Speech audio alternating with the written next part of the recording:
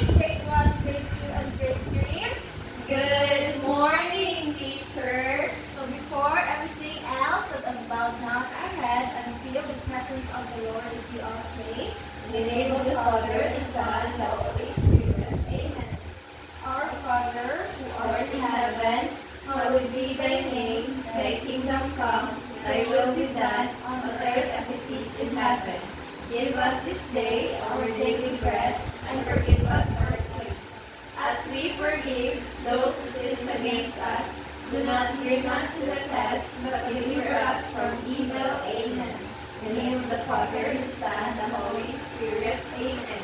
please remain standing as we are about to have our energizer. Ang ato ng buhaton kay head, shoulders, knees, and toes.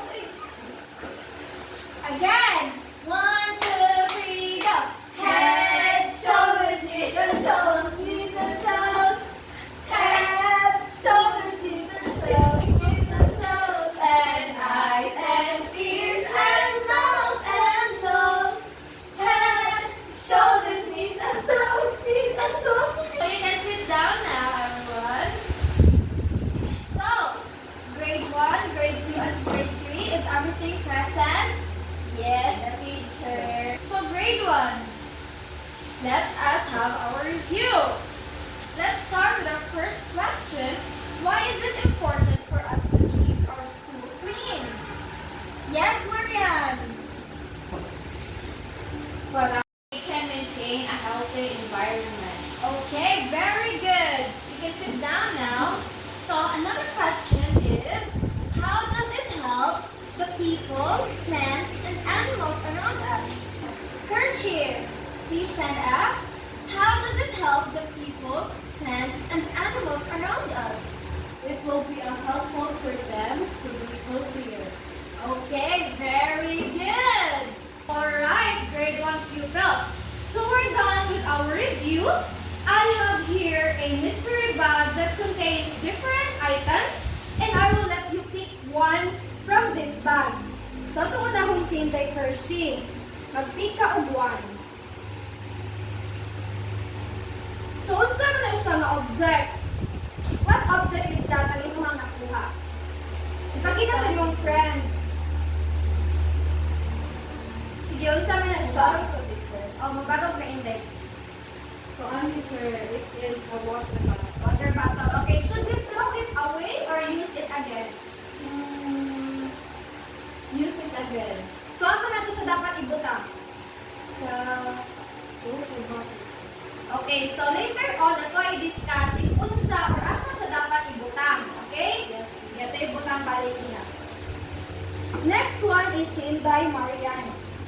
Please kukuha og one, Inday. Okay, so unsa man na inyong nakuha? Ipakita sa inyong mga classmates. Candy wrapper, teacher. Okay, so asa na siya dapat ibutang? Sa basurahan. So ito na siyang magamit o sa or dili na. Dili na, teacher. Okay, so ito ibutang ang balik. Thank you! Alright, grade 2 learners, since manaman ta sa ato ang review, so are you all ready sa ating engagement? Yes, teacher. Okay. So I have here a mystery bag. So let's see what's inside. So can you tell me what kind of waste is this? Tito, teacher. So unsa man siya nga klase na waste? Man. Kuan, teacher. Sa recycle, teacher. Okay, very good. So is it belong to be used, reused, or recycled? Recycle, teacher. Nga naman. Wala tayong kabalo, teacher. Wala tayong kabalo, Okay, teacher. since wala pa man mo kabalo, so let's find it out. A discussion na nato. So thank you very much for your answer. Thank you, grade 1 and grade 2, for your wonderful answers. Now, let's challenge our grade 3 students. You know what these items are, but let's think deeper about what happens when we didn't handle them properly. Okay, grade 3, I have an item here in the bag. Come up and pick one, fill it, and tell us what you think it is. So, pick one.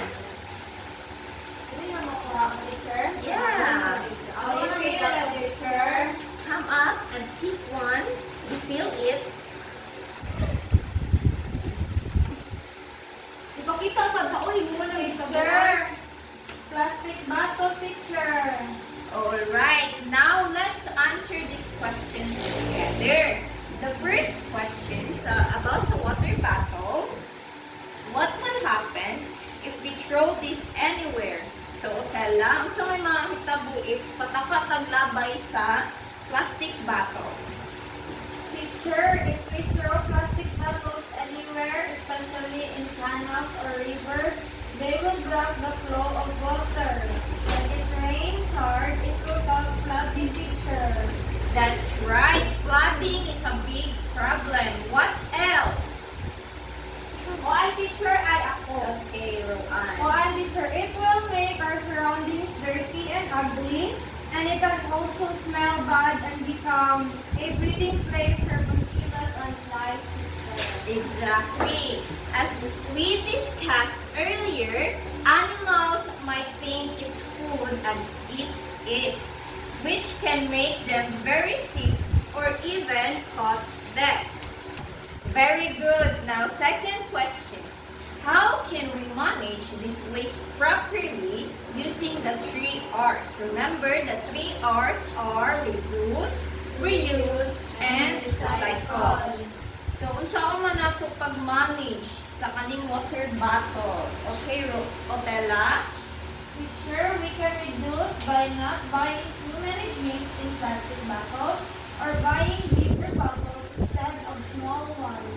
Good point. What about reuse?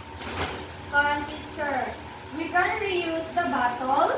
We can wash it and use it again to hold water or use it as a pencil case or make a plant pot out of it. Creative. And how about recycle? We can recycle it by putting it in the correct bin so it can be collected and made into new things like chairs, tables, or even new bottles, teacher. Perfect. So, whether we reduce, reuse, or recycle, we are helping the environment. So, last question. Can you give a real-life situation where this item becomes a problem? Hey, teacher. Okay, Roan. When there is a typhoon or heavy rains, teacher, plastic trash clogs the drainage system. So, makakause ni siya sa water to rise quickly and flood the streets and houses. And it can affect many people and lose their things. That is a very serious and real situation. Another example. If plastic trash is thrown in the ocean, it can hurt fish and other sea creatures, and it makes the beach dirty so people can't enjoy it anymore, teacher. Exactly. So you see, one small piece of trash can cause big problems if we are not careful. So grade 3, you really understand the impact of our action. You showed that waste management is not just about school rules, but about protecting our community and nature. So great job. So based on what we discussed, let me formally introduce the 3R rule. So unsa ito ang 3R rule? Katong ato ang storya ganina. Reduce, Reduce, teacher. Reduce, Reuse, reuse, recycle, And recycle. So, ang kaning tulo, mao ni siya ang mo-manage sa ato ang mga waste. Okay, grade 1, grade 2, and grade 3. Now, manasulti na ni Teacher Marian ang sa to ang 3 R's. Ang sa dito, reduce, reuse, recycle. So, nakay-pakita sa inyo mga basurahan and then mapakita ako og mga basura. So,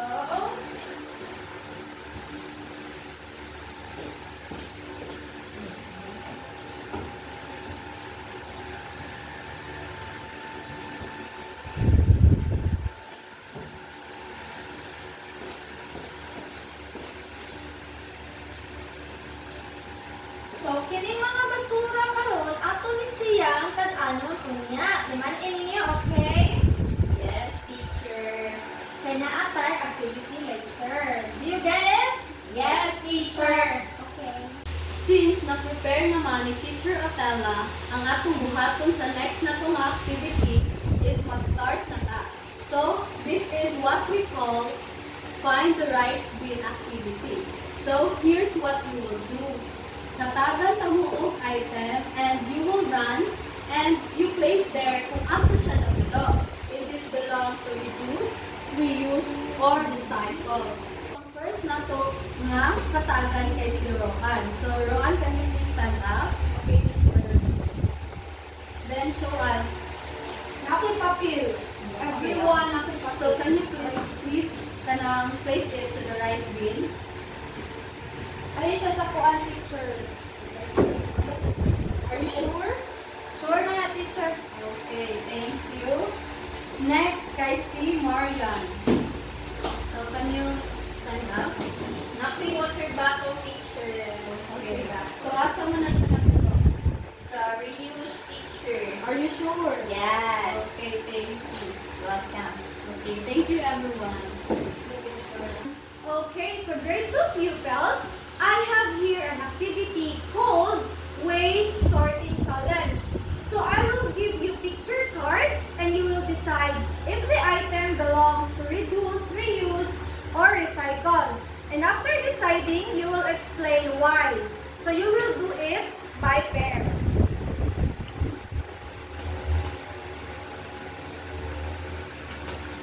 Not your bottle.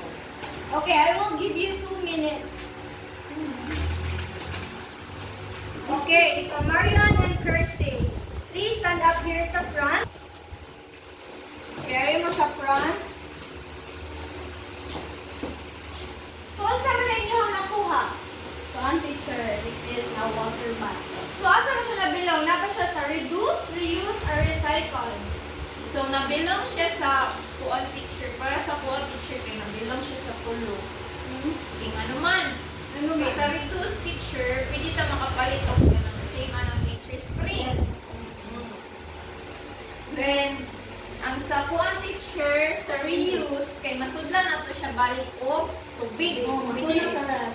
Pwede na sa nesty, apple, then sunod kay sa recycle. Pwede na to siya i-cut sa half picture, then yung muna to siya ganang sudlanan, kay sa siblings picture, then sa tusbutan pa. Pagpat.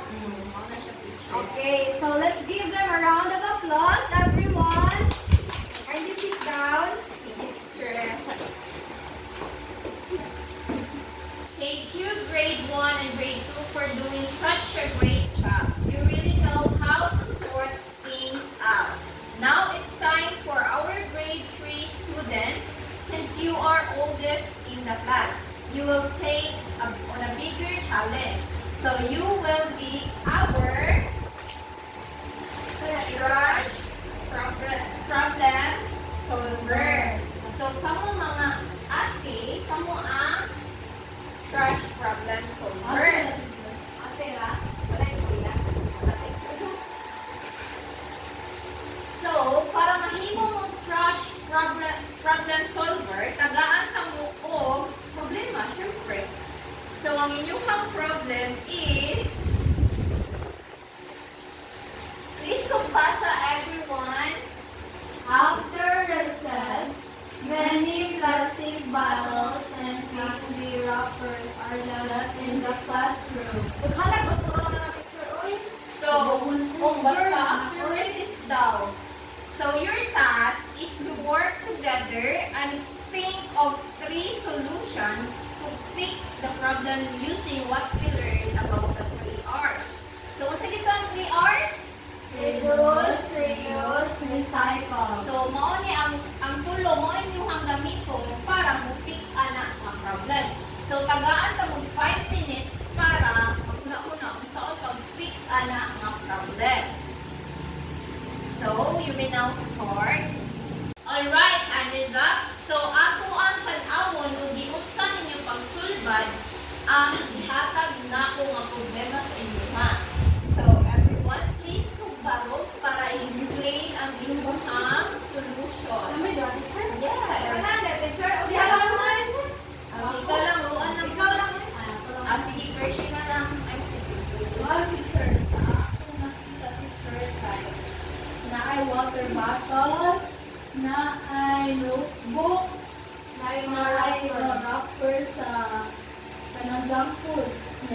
first things first, teacher.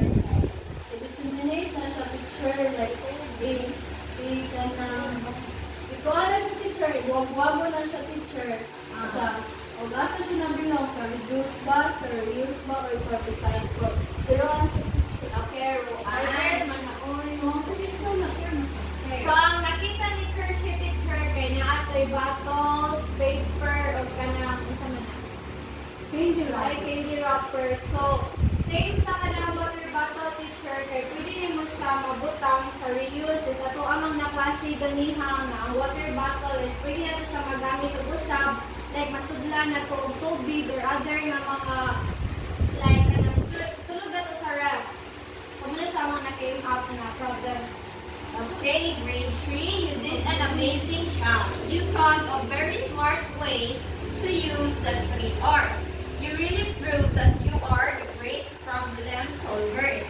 To help us understand these ideas even better, let us all listen carefully to Teacher Otella, Teacher Roan, and Teacher Kershie, who will explain the meaning of reduce, reuse, and recycle.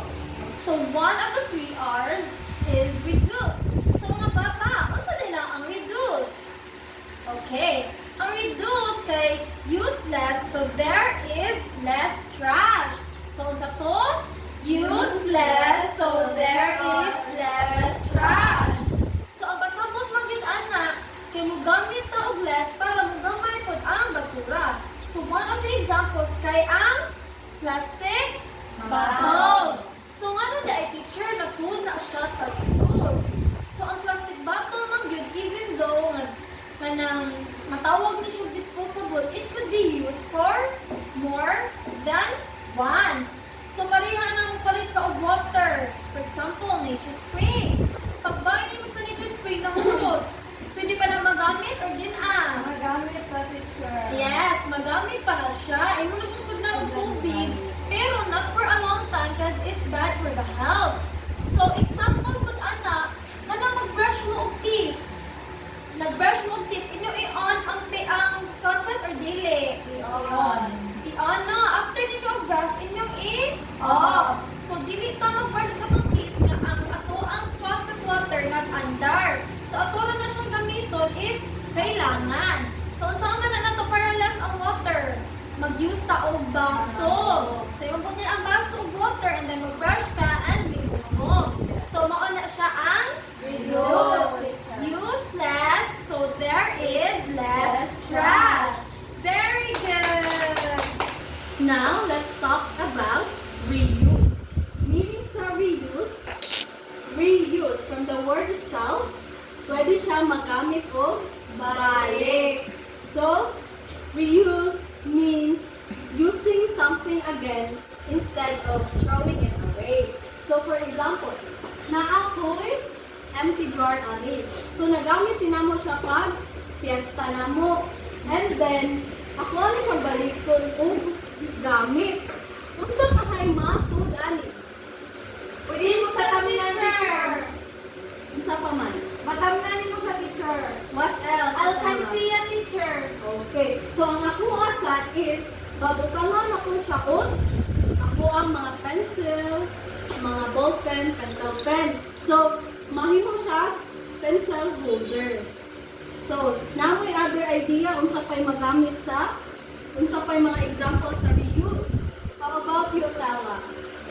Teacher, pariha atong bottle nga gitudlo ni teacher ganina. Pwede mo siya ma-reduce para ma-less ta og trash. Yes. And then pwede mo siya ma-reuse at the same time. Yes, very good. Thank you. So, reuse helps us reduce waste and protect our environment. So, thank you, everyone. Okay, pupils. So, human naman si Teacher Otella and Teacher Kershie sa pag-discuss sa reduce and reuse. So, I will discuss about recycle. So, before ka mo proceed, ana, mag-asa ko, unsa rin ito ang meaning sa reduce and reuse? So, Inday Otella, unsa to ang reduce? Ang reduce teacher kay use less, so there will be less trash. Okay, so Inday Kershie, what is reuse? Ang reuse teacher is magamit siya gamit. Okay, very good. So now, now we will proceed to recycle. So kindly read, everyone. Recycle. Turn objects into something new. Okay, so now for example here. So now for jar. Same kang teacher Kershey, ganyan, di ba na siya jar. So ano yung nakita ninyo dito sa picture? Jar na na ay flowers, teacher. My water, teacher. Okay, so kanina. Okay, nice scissor? Oh. Oh, nice scissor. Kanina about sa jar. So now for old jar diri, nga mo siya into a new vase. So can you give me some examples para sa recycle? Inday Tella? Recycle, teacher. Kay ang water bottle ko, teacher. Pwede mo recycle. Okay, very good. Inday Kershey?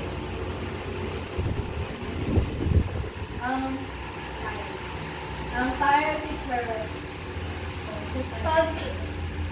So isaon ang tire? Ay, makuanan siya, teacher. Mabutangan siya kung mga soil, teacher. Okay, very good. So nice kaya nila ang idea no sa kuunsa atong mga example para sa recycle. So now, nakasabot na ba ang tanan ipunsa ang reduce, reuse, and recycle? Yes, teacher. Okay, so thank you everyone for participating. Okay, since you already know the difference between reuse, reduce, and recycle, we will now have another activity called trash to treasure. So the instruction is draw a picture of something you can make from recycled materials. So since kamo lang to have in it and ano ninyo yung drawing sa blackboard.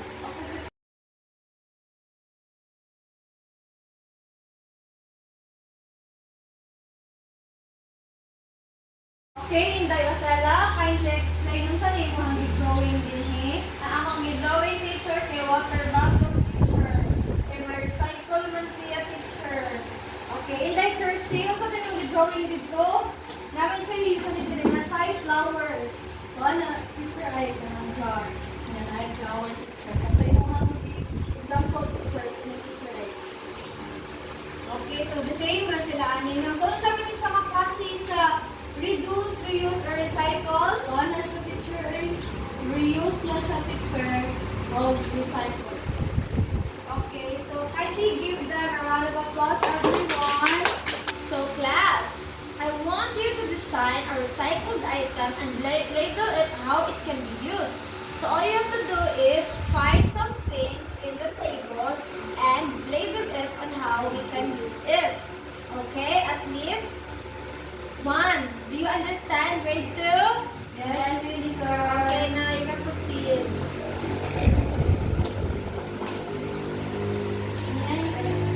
Kanilang ako, teacher. Kini siya pa, teacher.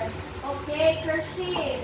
Manong ka naman yung mga Kershey? Explain it to the class. Kini Ano siya, mo mo na siya recycle? kini siya, teacher. Kay old man na siya, teacher. Mayus man siya, mabutangan man siya with mga pencil, teacher. So, Okay. matawag na siya pencil holder. Very good. Ikaw, inaruan. Ano sa mga imuha, Opo, Ila? ay siya, teacher. Imuha dito siya gigamit din mga carton. And Yes. pwede siya mahimo o basurahan. So, na ay basura din pwede niyo siya ilabay din para makip ang mga sabon. Okay, very good. Give a hand of applause. So, kasabot na mo, unsa ang recycle. Yes, teacher. Very good, grade 2. Very good, grade 2. You did a great job on explaining your work. So now let's proceed to grade 3. So grade 3, naamoy kanang group activity. So your task ay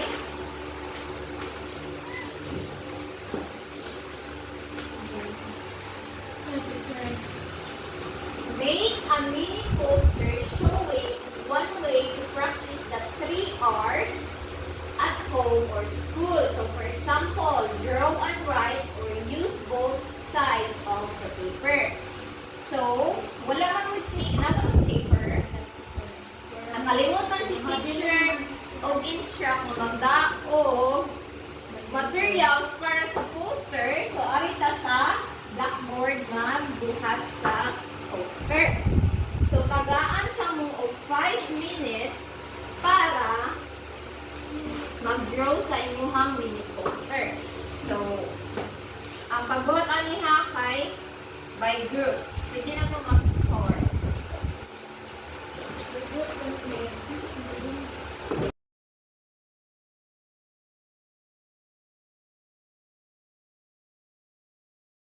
Ano mo sa inyong drawing, mag-explain mo or maghatag mo ang short explanation para giunsa ninyo pagpakita sa home or school ang pag-practice sa 3 hours. So, bisa may ma-explain sa inyo ang duha. Rowan teacher sa Okay, Rowan. So, kung teacher, ang mga gipakita din si teacher kay na battle and na siya sa 3 R's which is reduce, which are the reduce, reuse, and recycle. So, mo mong gipili teacher kay ang battle kay nabilang bitaw siya sa katong 3 R's which is kanin sila. So, muna siya mong drawing teacher. Okay, so nakita gid nako, so pwede naman makalungkod. So nakita gid nako nga nakasabot gid mo sa ato ang lesson nga 3 hours. So unsa gid ang 3 hours? Reduce, reuse, recycle. Okay, very good. Grade 3. Since naman ta sa atong mga activity, so I want to find out kung nakasabot ba mo sa atong mga pag-discuss grade 1. Nakasabot ba? Yes, teacher. Okay. So, get one whole sheet of paper. And then, you're going to answer this. So, instruction, write T for true and F for false. So, you have 2 minutes to answer.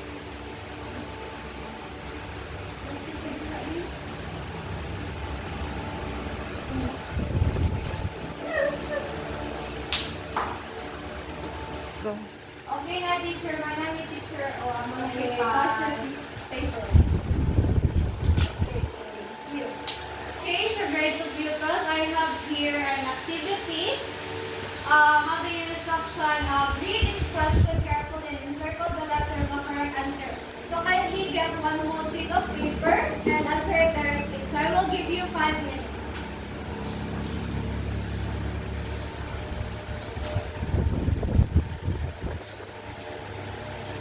Okay, so you're all done.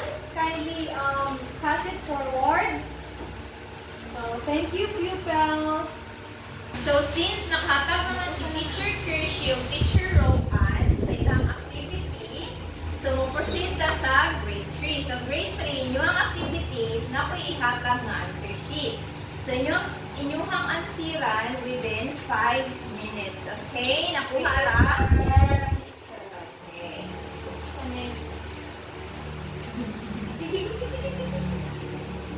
Teacher, mana si Kershing teacher dali Okay, tayo, time is teacher. up. So pass your papers. So, grade 1, I want you to get your assignment notebook and write what I will be writing on the board. This will serve as your assignment, okay? Yes, teacher. Grade 1.